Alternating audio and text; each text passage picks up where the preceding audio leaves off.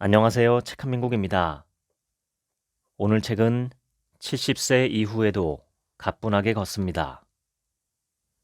이 책의 저자는 일본의 재활의학과 의사 아보 마사히로 나카야마 야스히데 2명입니다.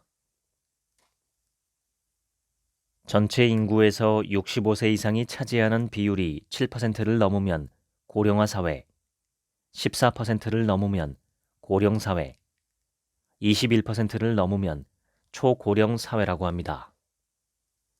초고령 사회는 고령화 사회의 최종 형태인 것입니다. 평균 수명이란 몇 살까지 살 수 있는가를 나타내는 지표입니다. 한편 건강 수명은 몇 살까지 건강할 수 있는가를 나타내는 지표입니다. 좀 더 자세히 말하면 건강상의 제한 없이 일상생활을 할 수 있는 기간이 건강 수명입니다. 그 건강 수명은 2016년 일본 남성 72세, 여성 74세입니다. 평균 수명과의 차이는 남성 8세, 여성 12세입니다. 이 기간은 일상생활에서 누군가의 손에 의해 간병이나 간호를 받는 기간을 의미합니다. 평균 수명은 남녀 모두 80세가 넘지만 아무에게도 신세를 지지 않고 홀로 건강하게 생활할 수 있는 기간은 남녀 모두 70세 초반까지인 셈입니다. 지원이 필요하게 되는 주요 원인은 관절 질환이며 간병이 필요하게 된 주요 원인은 치매나 뇌졸중입니다. 요컨대 인생의 마지막까지 쌩쌩하게 돌아다니며 일상생활을 즐기려면 관절을 다치지 말고 골절이나 낙상 등을 당하지 않도록 하고 뇌졸중이나 치매에 걸리지 않도록 하면 됩니다. 좀 더 구체적으로 말하자면 스트레칭이나 근력 운동을 해서 몸을 제대로 움직이고 균형 잡힌 영양 섭취에 신경 쓰고 정기적으로 올바른 검진을 받는 것이 중요합니다. 이런 예방책은 일찍 시작할수록 좋습니다. 적어도 50대에는 시작해야 합니다. 이 책에는 운동 습관이 없는 사람도 손쉽게 지속할 수 있는 운동 방법이 실려 있습니다. 헬스장에 다닐 필요도 없고 운동기구에 돈을 들일 필요도 전혀 없습니다. 이 책에 실린 운동은 제가 재활과의 물리치료사와 함께 고안한 것으로 누구나 부담 없이 실행할 수 있습니다. 운동 부족 해소에도 제격입니다. 건강 수명도 체크. 자신에게 해당하는 항목에 표시합니다. 표시한 수로 당신의 건강 수명도를 대략 알 수 있습니다. 1. 계단을 오르내리기가 힘들다. 2. 계단이 싫다. 3. 엘리베이터나 에스컬레이터를 자주 탄다. 4. 쇼핑하는 도중에 쉬고 싶어진다. 5. 평탄한 길에서나 턱이 없는 곳에서도 잘 넘어진다. 6. 한쪽 다리를 들고 신발을 신지 못한다. 7. 걷는 속도가 또래에 비해 느리다. 8. 2kg 정도의 쇼핑백을 들고 집으로 걸어가기 힘들다. 9. 선 자세에서 바닥의 물건을 줍지 못한다. 10. 운동 습관이 없다. 11. 외출할 기회가 거의 없다. 12. 하루에 2,000걸음밖에 걷지 않는다. 몇 개 체크했습니까? 0에서 3개는 건강 수명도 3, 지금의 체력과 근력을 유지할 수 있도록 꾸준히 노력합시다. 4개에서 8개는 건강 수명도 2, 하루빨리 운동을 시작해서 건강 수명도를 늘립시다. 9개 이상은 건강 수명도 1, 이대로 방치하면 와병 환자가 될 가능성이 높습니다. 등이 굽어지는 이유는 나이가 들면서 머리가 앞쪽으로 기울기 때문입니다. 근력이 나이가 들수록 점차 떨어져서 목으로 머리의 무게를 충분히 지탱하지 못하게 되는 것입니다. 결과적으로 등을 똑바로 세울 만한 여력이 없어져서 등이 둥구스름하게 굽어지게 됩니다. 근력이 떨어지다 보면 급기야 척추도 휘어지게 됩니다. 특별한 일을 한 것도 아닌데 피로를 느끼게 됩니다. 근육이 몸의 자세를 유지하기 위해 과도하게 긴장하기 때문입니다. 머리가 아래쪽으로 숙어지기 때문에 시선도 자연스럽게 발밑을 향하게 됩니다. 웅크린 자세는 새우등을 유발합니다. 새우등의 폐해는 겉모습에만 그치지 않습니다. 근긴장성 두통, 목결림, 어깨결림, 허리 통증, 위 통증, 무릎 통증, 하체 비만, 고관절이나 무릎 관절의 뒤틀림 등 악순환이 끊이지 않습니다. 새우등이 되면 생기가 사라져 늙어 보이기 마련입니다. 반대로 등줄기를 꼿꼿이 세우는 것만으로도 한층 젊어 보입니다.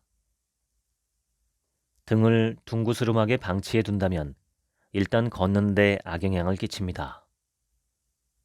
척추가 꼿꼿하지 않으면 균형을 잡기 어려워지기 때문입니다. 또한 등 근육을 다시 펴기 어려워집니다. 허리를 뒤로 젖히거나 기지개를 켜는 동작조차 할 수 없게 됩니다. 호흡의 효율마저 떨어집니다. 걸을 때도 축 처진 머리를 끊임없이 들어 올려야 하기 때문에 몸과 등의 근육이 쉽게 피곤해집니다. 바람직한 자세는 전후 좌우로 튀어나온 곳이 없는 똑바른 자세입니다.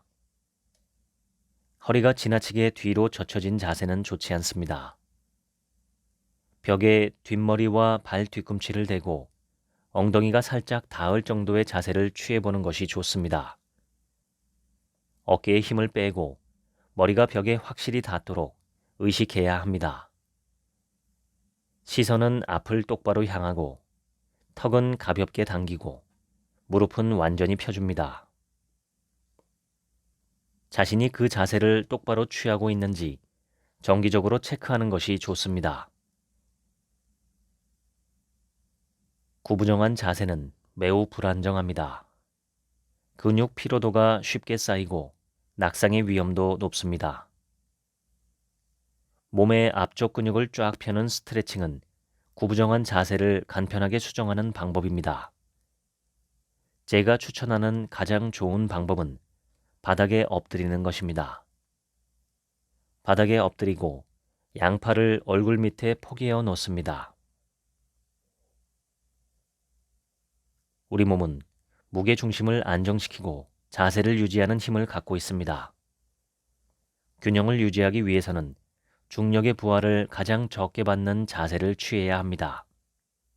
그게 바로 직립 자세입니다.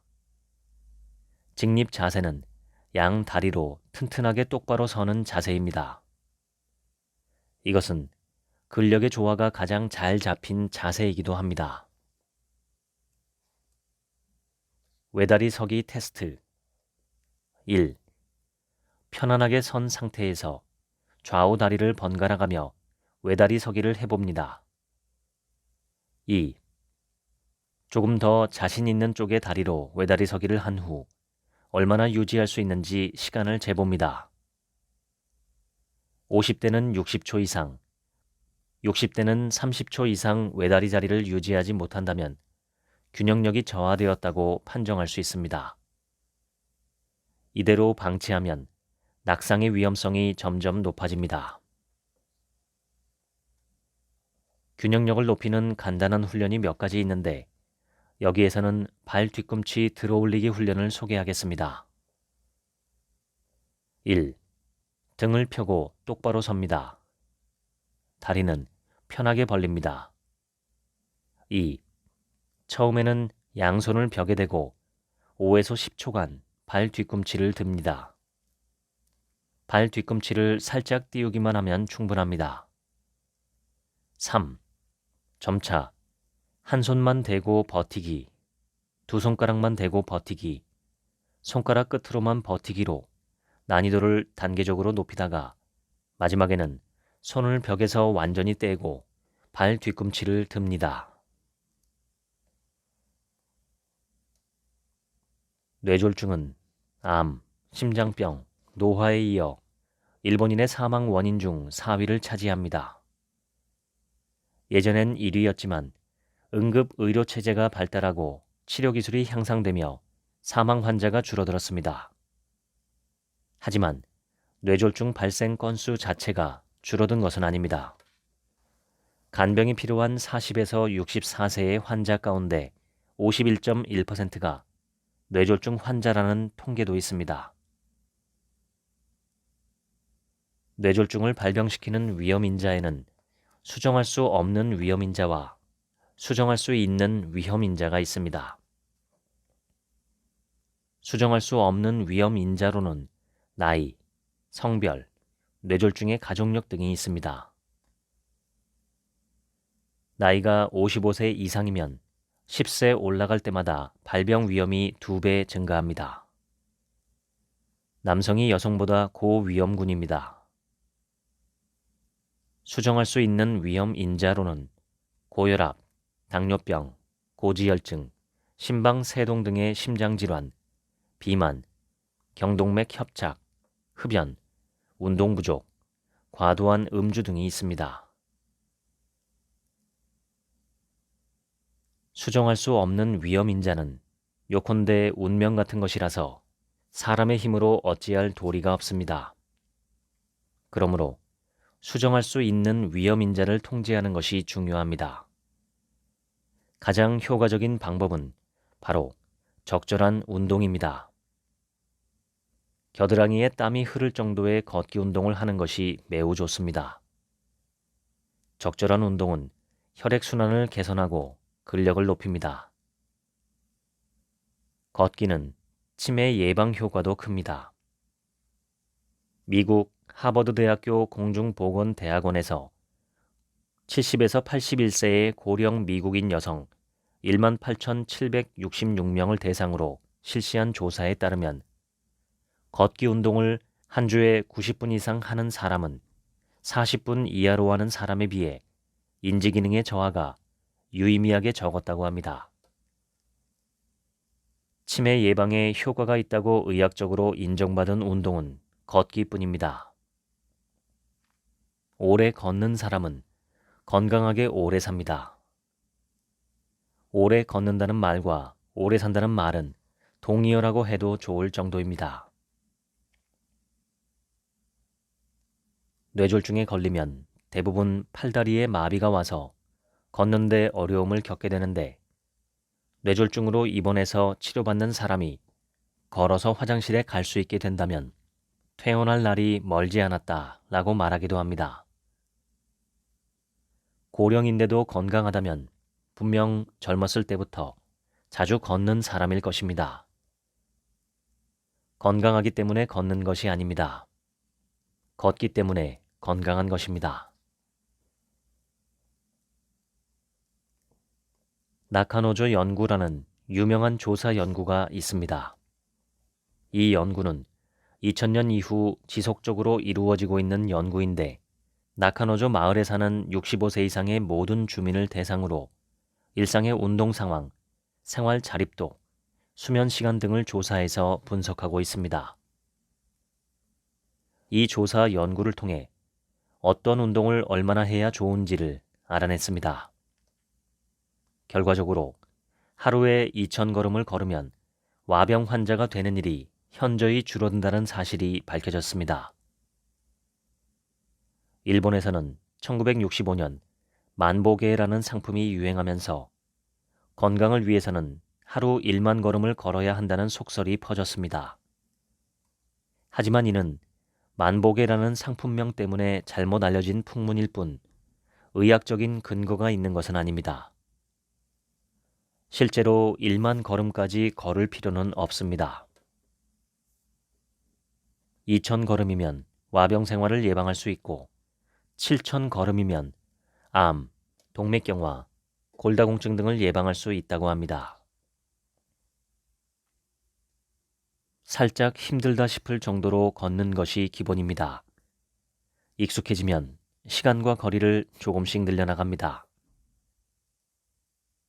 걷기 운동을 할 때는 시간, 횟수, 속도에 항상 유의해야 합니다.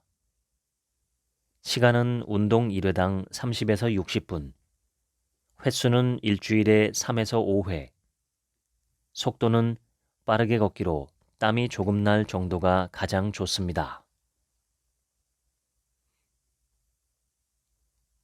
표준 보행을 하려면 다음의 6가지 요소를 짚어보아야 합니다. 1. 시선을 아래로 떨어뜨리지 말고 먼 곳을 똑바로 바라본다. 2. 어깨와 팔에 힘을 빼고 편안하게 걷는다. 3. 팔꿈치를 구부렸다 폈다 하며 팔을 크게 흔든다. 4. 발끝으로 지면을 민다. 5. 발 뒤꿈치로 착지한다. 6. 보폭을 평소보다 1cm 더 느린다는 느낌으로 걷는다. 이 6가지 사항을 의식하며 걸으면 표준 보행에 가까워질 것입니다. 장마철처럼 외출할 기회를 좀처럼 얻기 어려운 시기에는 실내에서 유산소 운동을 하는 것이 좋습니다. 간단합니다. 실내를 빙글빙글 돌기만 하면 됩니다. 이러한 스텝 운동은 재활의료 현장에서도 자주 활용되고 있습니다. 실내를 돌아다니는 게 뭐 재밌을까 싶겠지만 텔레비전을 보거나 음악을 들으면서 걸을 수 있기 때문에 나름대로 즐겁습니다. 방이 좁아서 걸어다니기 힘들다면 그냥 제자리 걸음만 해도 됩니다. 하루에 서너 번씩 총 30에서 40분 정도 걸으면 약 5,000걸음을 달성할 수 있습니다. 운동 전에 스트레칭을 하는 것은 매우 효과적입니다. 이것은 재활과 관련된 수많은 학회에서 강력하게 권고하는 사항입니다. 스트레칭이라는 말은 느리다라는 뜻인데 근육의 가동 범위를 최대한 늘린다는 느낌으로 스트레칭을 하면 좋습니다. 스트레칭은 유연성을 향상시키는 작용, 근육의 과도한 긴장을 푸는 작용, 피로 해소를 촉진하는 작용, 부상을 예방하는 작용, 휴식 효과 등이 있습니다. 스트레칭을 하지 않고 운동을 시작하면 근육이 생각처럼 움직이지 않을 수도 있고 근육 파열이나 염증이 생길 수도 있습니다. 인생의 마지막까지 본인의 힘으로 걸을 수 있다면 먹고 자고 이동하는 동작을 다른 누구의 힘도 빌리지 않고 해낼 수 있습니다. 나이가 몇이든 자기 마음껏 원하는 일을 하며 지낼 수 있다는 뜻입니다. 이것이 곧 행복이 아닐까요? 끝까지 본인의 힘으로 걷는 것은 인생의 행복과 직결되는 문제입니다. 나이가 들면 올바르게 걷기가 의외로 힘들다는 사실을 실감하게 됩니다. 체력이 떨어져서 올바른 자세를 취하기가 곤란하기 때문입니다. 그렇게 되지 않기 위해서는 50대 초반까지 올바르게 걷는 습관을 기르고 완전히 자기 것으로 만들어야 합니다. 근육의 신장성과 관절 형태에 따라 관절을 최대로 움직일 수 있는 범위가 결정됩니다. 이것을 관절 가동 범위라고 합니다. 예를 들어 어깨 관절 굴곡의 관절 가동 범위는 최대 180도입니다. 이것은 팔을 귀에 붙이고 손끝이 천장을 향해 똑바로 뻗었을 때의 각도입니다. 나이가 들면서 본인도 모르는 사이에 관절 가동 범위가 좁아지는 경우도 흔합니다. 등줄기가 똑바로 펴지고 목도 구부정해지지 않고 손이 천장을 향해 뻗어 있다면 괜찮은 것입니다. 그렇게까지 근육을 늘리지 못한다면 어깨 관절의 가동 범위가 좁아졌을 가능성이 큽니다. 덧붙여 고관절 굴곡의 관절 가동 범위는 최대 125도입니다. 이 각도까지 넓히지 못한다면 바닥에 떨어진 물건을 짚기 위해 무릎을 구부리기가 힘들어집니다. 관절을 움직일 수 있는 범위가 최대 관절 가동 범위에 가까울수록 유연성이 있다고 말할 수 있습니다. 날마다 자신의 모든 관절을 움직이는 체조를 실시해서 유연성을 높이는 것이 좋습니다. 또한 안정적인 보행을 하려면 균형이 중요합니다. 외다리로 오랫동안 서 있도록 훈련하면 안정성을 높일 수 있습니다. 재활 치료를 받는 환자들은 보통 외다리 서기를 몇 초밖에 하지 못합니다. 50대는 1분 동안, 70에서 80대는 30초 이상 서 있을 수 있다는 통계가 있습니다. 걷는다는 행위는 좌우 다리를 번갈아가며 외다리 서기를 하는 동작이기 때문에 당연히 외다리 서기 능력은 걷기의 안정성으로 이어집니다.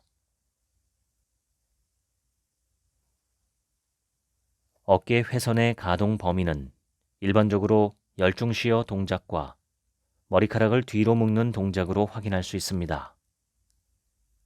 열중시어 동작에서 손이 허리에 닿았을 때 가슴이 펴지면 어깨 내선의 범위가 양호하다는 뜻입니다.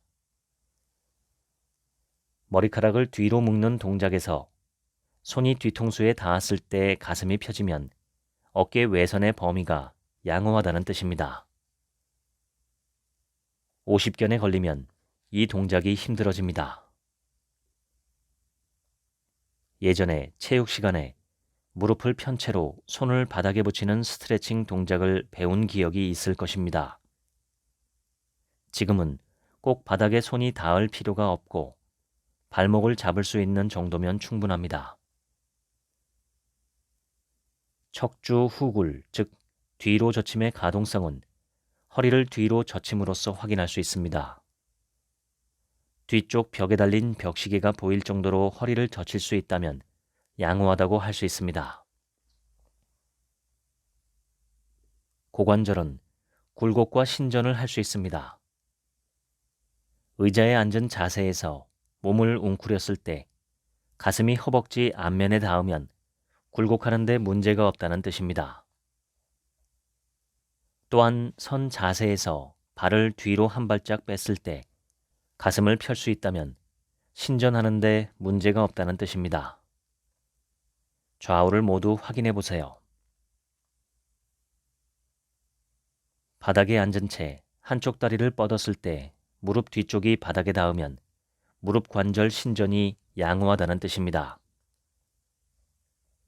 엎드린 채 무릎을 구부렸을 때 발과 손이 닿는다면 무릎 관절 굴곡이 평균 수준이라는 뜻입니다. 발목을 잡거나 발 뒤꿈치를 엉덩이에 댈 수 있는 사람도 적지 않습니다. 발 관절에서는 발끝을 들어 올리는 동작을 배굴, 발끝을 내리는 동작을 저굴이라고 합니다. 바닥에 두꺼운 책을 놓고 그 위에 발끝을 올렸을 때 발끝이 휘어지면서 서 있을 수 있다면 발관절의 배굴에 문제가 없다는 뜻입니다. 의자에 얕게 걸터 앉고 무릎을 편 상태에서 등받이에 기댔을 때 발끝이 바닥에 닿으면 발관절의 저굴에 문제가 없다는 뜻입니다. 일반적으로 스트레칭은 근육을 늘린 상태로 2, 3분 정도 유지하는 방법이 가장 효과적입니다. 어깨관절 스트레칭 1. 양손을 깍지 끼고 머리 위로 올립니다. 어깨관절은 180도, 즉 손이 천장을 향해 수직이 될 때까지 들어 올리는 게 표준입니다. 팔을 쫙 펴서 멈추는 것이 효과적입니다. 누운 자세에서 실시하면 더 편합니다. 팔꿈치 관절을 잘 펴주는 게 핵심입니다. 2. 한쪽 팔로 반대쪽 팔꿈치를 감싸고 끌어당깁니다. 이 동작은 팔뚝과 가슴 사이에 주먹이 하나 들어갈 정도로 바짝 당기는 것이 표준입니다. 그 상태로 2, 3분 유지합니다. 좌우를 번갈아가며 실시합니다. 3. 양손을 등 뒤에서 깍지 끼고 위로 들어 올립니다. 이것은 어깨의 신전 운동이며 50도 정도 들어 올리는 것이 표준입니다. 양손을 동시에 들어 올리는 것이 중요한데 등이 굽었으면 하기 어려운 동작입니다. 4. 머리를 묶듯이 양손을 뒤통수에 댑니다. 그 자세에서 팔꿈치를 바깥쪽으로 벌립니다. 최대한 벌렸으면 이번엔 눈앞에서 두 팔꿈치를 서로 닿도록 합니다. 5. 손목을 힘껏 젖히는 배굴 운동을 합니다. 손가락도 최대한 펴니다. 몸통 스트레칭. 1. 먼저 엎드립니다.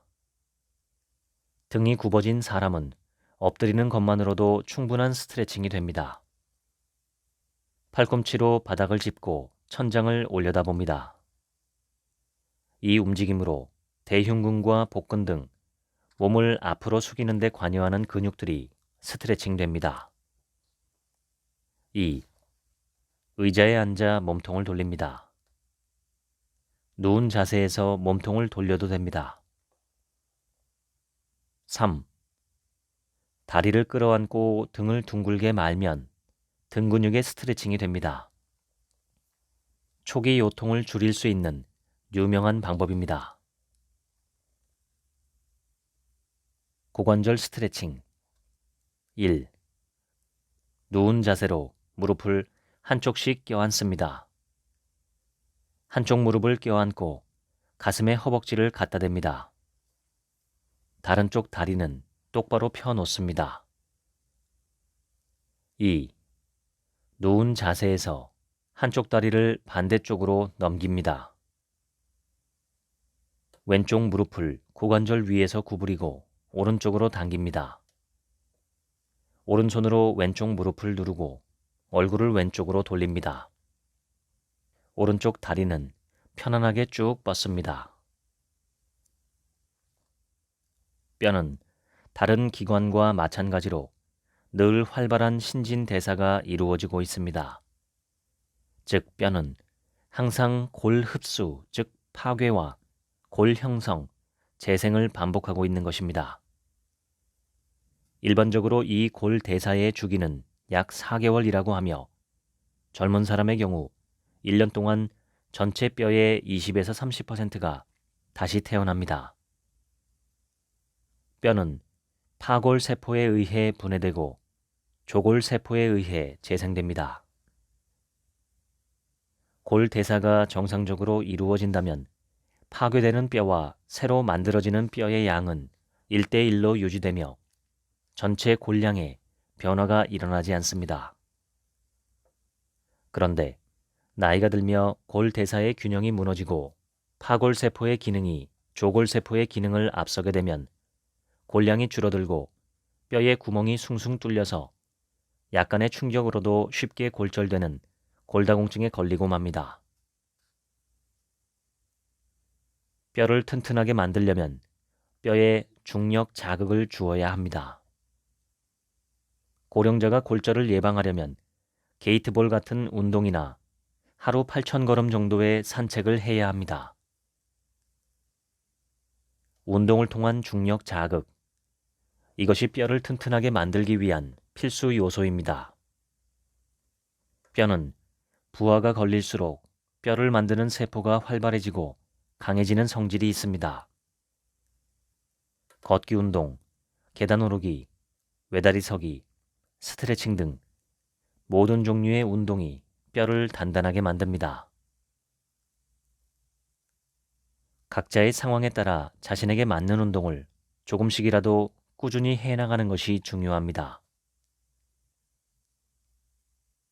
2015년 일본의 골다공증 환자 수는 남성 300만 명, 여성 980만 명입니다. 60세 이상에서는 무려 절반 이상이 골다공증인 것으로 추정되는데 그중 치료를 받는 사람은 여성 5%, 남성 1%에 불과합니다.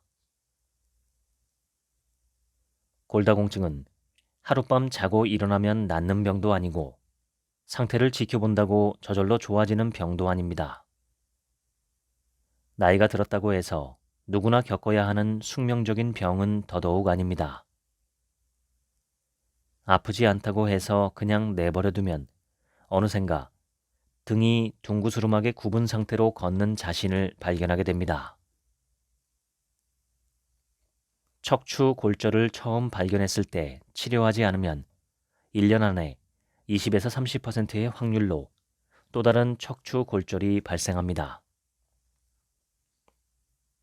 척추 골절이나 대퇴골 경부골절을 당한 사람은 골절 후의 생존율이 골절을 입지 않은 사람보다 낮아집니다. 일찍 사망할 위험이 높아진다는 뜻입니다. 운동을 통해 뼈에 자극을 가하면 오스테오칼신이라는 단백질의 분비가 촉진된다는 사실이 밝혀졌습니다. 오스테오칼신은 정력 향상에 관여하는 것으로 유명한데 인지기능 개선과 근육 증강에도 효과적으로 작용합니다. 요컨대 회춘의 기능이 있는 것입니다. 또한 뼈를 잡아당기는 자극을 가하면 뼈를 만들고 오스테오칼신을 방출하는 골조 세포를 증가시킨다는 사실도 밝혀졌습니다. 이 사실에서도 운동의 중요성을 알 수 있습니다. 바람직한 자세로 걷기 위해 주의해야 할 요소가 몇 가지 있는데 그중 가장 중요한 것은 발 뒤꿈치에 확실한 자극을 넣기입니다. 인간의 몸은 발 뒤꿈치가 땅에 닿는 순간에 맞춰 근육이 활동하도록 프로그래밍이 되어 있습니다. 그러므로 걷기 운동을 할 때나 평소에 걸을 때 발 뒤꿈치로 착지해서 제대로 자극을 넣겠다고 의식하는 것은 골밀도를 유지하는 데 매우 중요합니다. 걸을 때는 발 뒤꿈치를 확실히 지면에 닿도록 의식해야 합니다. 골밀도를 높이는 운동은 그 외에도 여러 가지가 있습니다. 뼈에 자극이 가해지는 것이 중요하며 일반적으로 세로축 방향의 자극이 좋다고 알려져 있습니다. 즉, 지면에 서기, 걷기, 제자리 걷기, 가볍게 점프하기 등의 운동이 뼈에 좋은 자극이 됩니다. 걸으면서 돌아다니기 힘든 사람에게는 제자리 걷기를 권합니다. 뼈에 자극을 가한다는 생각으로 다리 전체를 힘차게 움직입니다. 선 자세에서 두 발로 가볍게 점프합니다. 그러면 착지할 때 강한 자극을 받을 수 있습니다. 바닥에서 약간이라도 몸이 공중에 뜨면 됩니다. 뼈의 강도는 뼈 바깥쪽의 골밀도와 뼈 안쪽의 골질로 정해집니다. 알기 쉽게 설명하자면 뼈를 철근 콘크리트에 비유할 수 있습니다. 철근에 해당하는 것이 뼈 부피의 절반을 차지하고 있는 막대 모양의 단백질인 콜라겐 분자이고 콘크리트에 해당하는 것이 칼슘입니다. 불량 철근으로 부실 공사를 한 건물은 내구성에 문제가 생기듯이 사람의 뼈도 고혈압이나 당뇨병처럼 인체가 안 좋은 상황에 빠지면 철근이 녹슬기 시작합니다. 골질이 나쁜 사람은 골밀도와 골질에 문제가 없는 사람에 비해 1.5배에서 7.2배나 골절당할 가능성이 높습니다. 즉, 생활 습관병이 있는 사람은 아무리 골밀도가 높아도 안심해서는 안 된다는 뜻입니다. 근육량을 키우기 위해서는 단백질을 제대로 섭취하는 것이 중요합니다. 단백질 섭취량이 적으면 골밀도 감소를 일으키기 때문입니다. 단백질은 육류, 어패류, 알류, 콩류, 유제품에 많이 포함되어 있습니다. 뼈와 힘줄을 만드는 단백질의 대부분은 콜라겐입니다. 콜라겐을 구성하는 아미노산을 생성하려면 비타민 C가 필요합니다. 그런데 이 비타민 C를 섭취하는 방법이 의외로 까다롭습니다. 사람은 비타민 C를 합성하는 데 필요한 효소가 없기 때문입니다. 인간은 식사를 통해서만 비타민 C를 공급받을 수 있습니다. 뼈의 주성분은 칼슘이기 때문에 칼슘을 섭취하는 데 신경을 써야 합니다. 섭취한 칼슘을 효율적으로 몸에 흡수하기 위해서는 비타민 D나 비타민 K를 비롯한 각종 영양소도 잘 섭취해야 합니다.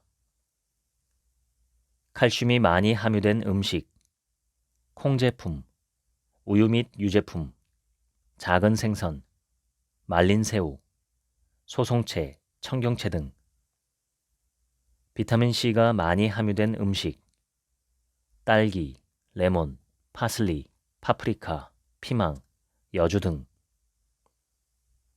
비타민 D가 많이 함유된 음식, 연어, 장어, 꽁치, 가자미, 말린 표고, 말린 목이버섯, 계란 등 비타민 K가 많이 함유된 음식, 나토, 시금치, 소송채, 부추, 브로콜리, 양배추 등 특히 칼슘과 비타민 D를 동시에 섭취하면 위장에서 칼슘 흡수율이 좋아집니다. 칼슘 흡수를 돕는 비타민 D는 자외선을 쬐면 체내에서도 만들어집니다.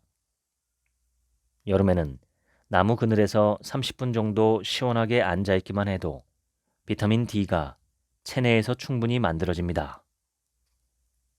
겨울에는 1시간 정도 밖에서 산책하면 됩니다. 근육은 섬유 다발로 이루어져 있습니다. 이 섬유 다발의 수는 평생 변하지 않는 것으로 알려져 있습니다. 이 근섬유 하나하나가 굵어지는 것이 바로 근육이 붙는다고 하는 현상입니다. 근섬유는 매우 가늘기 때문에 조금만 움직이면 금방 손상되거나 끊어져 버립니다. 하지만 끊어진 섬유근은 체내 단백질 등에 의해 즉시 복구됩니다. 운동, 손상, 복구를 반복하며 근육은 강해지고 굵어집니다. 근육이 붙게 되는 것입니다. 사실 40대가 되면 근육이 더 이상 성장하기 힘들어집니다. 관절이나 몸을 잘 쓰지 않는 상태가 지속되면 근육은 점점 쪼그라드는 법입니다. 근육 저금을 까먹지 않기 위해서는 운동을 꾸준히 계속해야 합니다. 근섬유는 크게 속근과 지근으로 나눌 수 있습니다. 속근은 빠르게 수축할 수 있는 근육입니다. 단거리 달리기, 역도 등 순간적으로 강한 힘이 요구되는 움직임에 사용됩니다. 순발력은 좋지만 지구력은 부족하고 쉽게 피로해지는 근육입니다. 반면에 지근은 천천히 수축하는 근육입니다. 속근과는 정반대로 장거리 달리기 등 지구력이 요구되는 상황에서 사용되며 쉽게 피로해지지 않는 근육입니다. 속근과 지근의 훈련법은 서로 다릅니다. 속근은 큰 부하를 단시간 적은 횟수로 가하는 훈련법이 좋고, 지근은 작은 부하를 장시간 지속적으로 가하는 훈련법이 좋습니다. 근력을 강화할 때 중요한 것은 균형입니다. 속근을 단련하는 데만 열중하는 것은 칭찬받을 만한 일이 아닙니다. 근육을 천천히 움직이며 지근 훈련을 하는 것도 중요합니다. 추천하는 운동은 걷기 같은 유산소 운동입니다. 굳이 빠르게 움직일 필요는 없습니다. 여유를 가지고 천천히 움직여도 높은 효과를 얻을 수 있습니다. 참고로 근육에서 차지하는 속근과 지근의 비율은 선천적으로 정해져 있다고 합니다. 아무리 훈련해도 그 비율은 거의 변하지 않는 것으로 알려져 있습니다. 그러나 운동을 통해 섬유근을 굵게 만드는 것은 얼마든지 가능합니다. 중장년층에게는 적당한 운동량이 있습니다. 하루 걸러 30분 정도 운동하는 것이 적당합니다. 중요한 것은 꾸준히 지속하는 데 있습니다. 고관절을 단련하는 운동의 대표격이라고 할 수 있는 것은 다리를 들어 올리는 것입니다. 엎드려서 다리를 들면 엉덩이 근육이 솟아오릅니다. 엎드린 상태에서 무릎을 펴고 다리를 한쪽씩 번갈아 가면서 들어 올립니다. 이때 무릎을 잘 펴는 것이 중요합니다. 무릎을 구부리면 햄스트링이 작용해서 다리를 쉽게 들어 올릴 수 있게 되어 운동 효과가 없기 때문입니다. 이렇게 다리를 들어 올리는 것만으로도 운동 효과를 기대할 수 있습니다. 한쪽 다리의 무게는 몸무게의 15% 정도입니다. 체중이 60kg인 사람이라면 9kg의 무게를 들어 올리는 셈입니다. 굽어진 등을 펴는 등 근육 운동. 일어서서 양손으로 앞으로 나란히 자세를 취합니다. 그 자세에서 가슴이 탄탄해질 정도로 팔을 뒤로 젖힙니다. 등 근육을 단련하면 나이가 들어도 등줄기를 꼿꼿이 유지할 수 있습니다. 엎드려서 상체 일으키기. 엎드린 채 손을 뒤에서 깍지 끼고 상체를 들어 올리는 동작은 등줄기를 단련하는 좋은 운동입니다. 다른 사람에게 다리를 눌러달라고 해도 좋습니다. 바닥에서 턱이 살짝 뜨는 정도로만 들어 올려도 괜찮습니다. 허벅지 앞면에 위치한 대퇴사두근은 하체 근육을 대표하는 근육입니다. 특히 보행 속도와도 관련이 깊습니다. 의자에 앉아서 무릎을 펴니다. 근육을 늘린 상태에서 몇 초간 유지하고 천천히 내립니다. 종아리 근육은 비복근과 가자미근으로 구성되어 있습니다. 벽에 손가락 끝을 대고 자세를 취합니다. 발 뒤꿈치를 들어 올립니다. 양발을 동시에 실행해도 상관없습니다. 한쪽 발마다 25에서 30회를 실시하는 것이 표준입니다. 넘어지지 않도록 고정물을 잡고 실시하면 안전합니다. 복근을 강화하는 가장 쉬운 방법은 위를 향해 누운 자세에서 무릎을 세우고 배꼽을 들여다보듯 상체를 들어 올리는 운동입니다. 이때 목이 아니라 상체를 들어 올려야 한다는 것에 유의해야 합니다. 무릎은 세운 채로 둡니다. 무릎을 펴고 시행하면 허리에 부담이 되므로 반드시 무릎을 세워야 합니다. 의자에 앉은 자세에서도 복근 운동을 할 수 있습니다. 손으로 의자의 양쪽을 꽉 잡고 두 다리를 조금 들어봅니다. 10초에서 20초 정도 그 자세를 유지하는 것으로 복근 강화를 할 수 있습니다. 치매의 70% 가까이는 알츠하이머형 치매라고 알려져 있습니다. 약을 복용해서 진행을 늦출 수는 있지만 완치할 수는 없습니다. 노화에 따른 건망증은 사건의 일부를 잊어버렸다가도 힌트를 주면 기억날 수 있습니다. 반면 알츠하이머형 치매는 사건 자체가 기억에서 사라지기 때문에 힌트를 줘도 기억이 나지 않습니다. 시간이나 장소 등의 인식이 혼란스러워서 일상생활에도 지장을 줍니다. 햇빛을 받으면 멜라토닌이라는 호르몬이 증가하게 됩니다. 밤에 수면을 촉진하는 호르몬입니다. 양질의 수면을 취하지 못한다면 치매에 걸리기 쉬운 것으로 알려져 있습니다. 이처럼 햇빛은 치매와 여러 요인으로 얽혀 있습니다. 올바른 칫솔질과 치실 사용법을 익혀 잇몸 질환을 예방하는 것이 중요합니다. 잇몸 질환으로 잃어버린 치아의 개수가 많을수록 치매가 발병하기 쉽다는 것도 널리 알려져 있습니다. 업무 때문에 피곤하거나 스트레스를 느낄 때는 횡격막을 사용하는 복식 호흡을 추천합니다. 코로 숨을 들이마시고 오므린 입으로 천천히 내쉬는 방법입니다. 코로 들이마시는 시간을 1이라고 한다면 입으로 천천히 2의 시간을 들여 내쉽니다. 식사를 통한 치매 예방 효과에 대해서는 특히 생선 섭취에 관한 논문이 많습니다. 오래전 논문이지만 약 100년 전에 오키나와에서 브라질로 이주한 사람들의 치매 발생률 보고도 있습니다. 오키나와에서는 생선 섭취량이 많았기 때문에 치매 발병률이 낮았지만 이주로 인해 생선 섭취량이 줄어들어 치매 발병률이 높아졌습니다. 프랑스 연구에서는 적어도 일주일에 한 번 이상 생선을 섭취하는 사람이 치매 발병률이 약 40% 경감된다고 합니다. 생선 섭취는 치매뿐 아니라 심장질환도 줄여준다는 보고도 있습니다.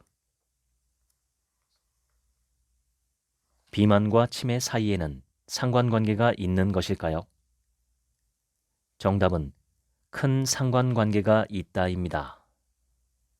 비만으로 인해 알츠하이머형 치매나 혈관성 치매가 발병하는 비율이 높아집니다. 집 밖에 나갈 기회가 별로 없는 사람이라도 집에서 운동하면 혈액 순환을 충분히 높일 수 있습니다. 종아리는 제2의 심장이라고 합니다. 종아리 근육은 한 걸음 걸을 때마다 수축합니다. 걸음수가 많을수록 혈액순환이 좋아집니다. 집안에서 제자리 걸음을 하거나 실내를 빙글빙글 도는 것도 충분한 운동 효과가 있습니다. 걷지 않고 서서 하는 운동만 하더라도 종아리 수축이 있기 때문에 제2의 심장을 활성화하는 효과를 볼 수 있습니다.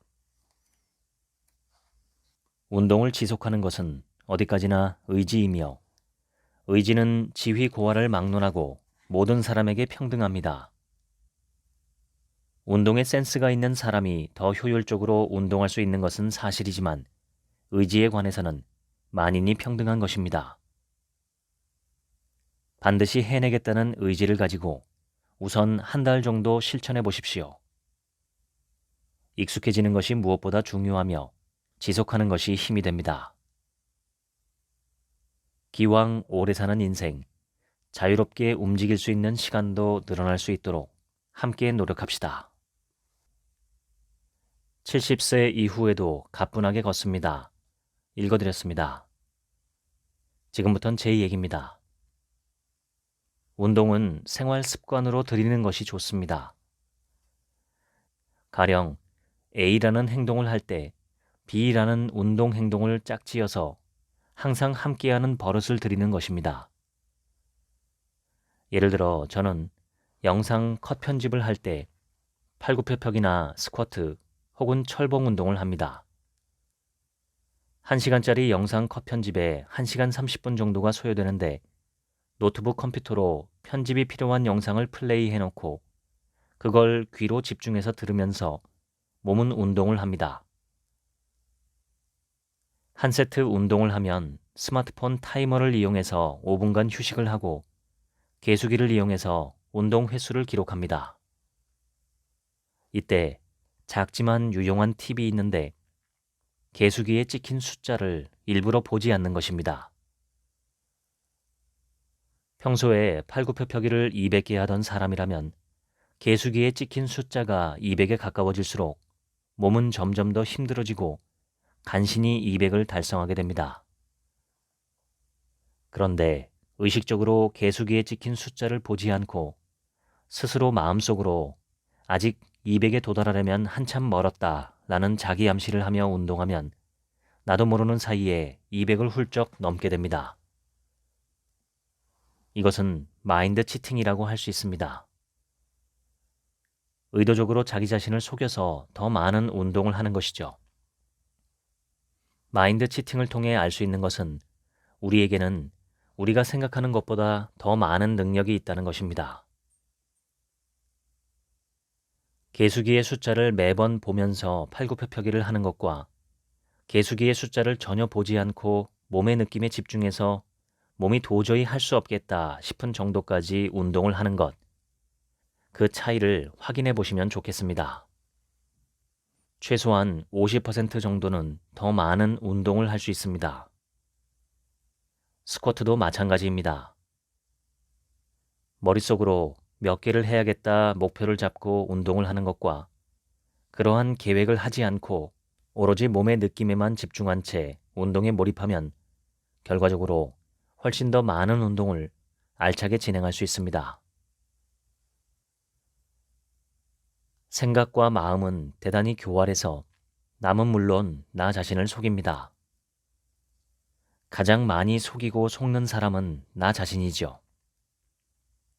속이는 생각의 핵심 메시지는 할 수 없다는 것입니다.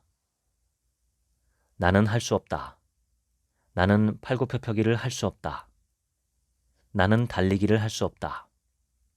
나는 몸이 약해서 혹은 병이 있어서 운동을 할 수 없다 등등 우리 두뇌는 우리의 의지를 꺾고 속이기 위해 호시탐탐 기회만 노립니다. 자기 자신과의 속고 속이는 재미난 게임이 마인드 치팅입니다. 원래 치팅은 속임수라는 뜻이죠. 운동을 할 때 마인드 치팅을 활용해 보시면 좋겠습니다. 또 한 가지는 생활 속에서 항상 스트레칭과 운동을 하는 것입니다. 특히 지하철이나 버스를 기다릴 때 혹은 횡단보도를 기다릴 때 유용합니다. 바깥에서 상체 운동을 하기는 어렵지만 하체 운동 4가지는 언제 어디서든 할 수 있습니다. 첫 번째가 서 있을 때 살짝 무릎을 굽혔다가 일어서는 스쿼트입니다. 무릎을 굽히는 정도는 무릎 관절의 상태와 근력에 따라 조절하면 됩니다. 주변에 잡을 만한 것이 있다면 붙잡고 하시는 것을 추천합니다. 부상 방지와 정확한 자세로 운동하는 것에 도움이 되죠. 무릎에 무리가 없다면 90도까지 천천히 굽혔다가 올라오는 맨몸 스쿼트를 수시로 하면 됩니다. 두 번째는 서 있을 때 한쪽 발씩 까치발 운동을 하는 것입니다. 개수를 정해놓지 말고 종아리에 알이 배기고 피곤할 때까지 운동을 하면 됩니다. 세 번째는 의자에 앉아있을 때 한쪽 다리씩 앞으로 쭉 뻗어 대퇴사두근을 운동하는 것입니다. 발끝을 몸쪽으로 당기는 것이 좋습니다. 마지막으로 4번째는 서 있을 때 한쪽 다리를 쫙 펴고 뒤쪽 45도 방향으로 들어올리는 엉덩이 운동입니다. 손바닥으로 엉덩이에 손을 대고 다리를 들어올릴 때 가장 자극이 잘 되는 각도와 높이를 찾으면 됩니다. 정리하면 서 있을 때 까치발, 스쿼트, 엉덩이 운동을 할 수 있고 앉아 있을 때 다리 들어올리기 운동을 할 수 있습니다. 사람들이 쳐다보지 않을까 염려가 되시겠지만 사람들은 남일에 별 관심이 없습니다. 그저 한번 흘낏 쳐다보고 지나가겠죠. 머리는 빌릴 수 있지만 건강은 빌릴 수 없습니다. 내 건강은 내 책임이고 건강을 지키는 것은 좋은 삶의 기본 조건입니다. 특히 하체 건강은 매우 중요합니다. 우리가 움직이는 동물이기 때문이죠. 동물들은 움직이지 못하면 사냥을 하지 못해 죽습니다. 하지만 우리는 인간이기 때문에 돌봄이란 게 있죠. 돌봄은 정말 아름다운 인간성의 발현이지만 장기적인 돌봄은 받는 사람이나 주는 사람 모두를 힘들게 합니다. 돌봐주는 사람도 힘들지만 무엇보다 당사자가 참 힘들고 괴롭습니다. 삶에는 우리가 통제할 수 없는 갑작스러운 질병이나 사고가 있기 때문에 우리가 아무리 열심히 운동을 하고 자신의 건강을 관리한다 해도 죽을 때까지 끝까지 건강하게 살 수 있을 것이다 장담할 수는 없습니다. 하지만 그런 부분은 제외하고 내가 죽기 전까지 최대한 불편하지 않게 살아가기 위해 생활 속에서 운동하는 습관을 들이시면 좋겠습니다. 생활 속 운동은 스트레스 감소에도 큰 도움이 됩니다. 먹기 싫은 약을 먹는 것처럼 억지로 하는 것이 아니라 놀이나 게임처럼 즐겁게 하시면 스트레스가 줄어들고 마음이 고요해집니다. 예로부터 마음이 혼란스럽고 어지럽고 아프고 힘들 땐 몸을 부지런히 움직이는 게 최고의 약이라는 말이 있습니다. 100세 이상 장수하시는 노인분들의 공통점이 잠시도 쉬지 않고 부지런히 움직인다는 것이죠. 움직여서 건강과 행복을 잡으시기를 바랍니다. 지금까지 책 한 민국의 하루치 생각이었습니다. 감사합니다.